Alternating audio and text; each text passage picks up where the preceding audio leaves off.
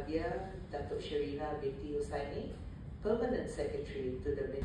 Sarawak must continue adapting, innovating as well as embracing changes to remain competitive. Therefore, the prestigious Borneo Legacy Award and evolved form of Anak Sarawak Award has now expanded its scope to accept and recognize global contribution.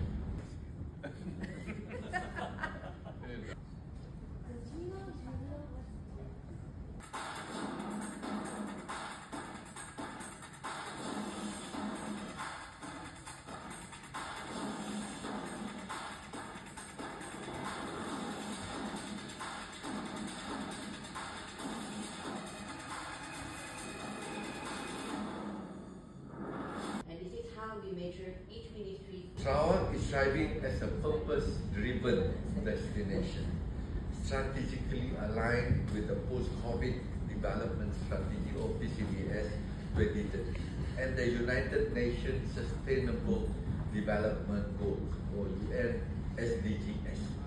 Create change, inspire communities, and drive legacies that echo for generations.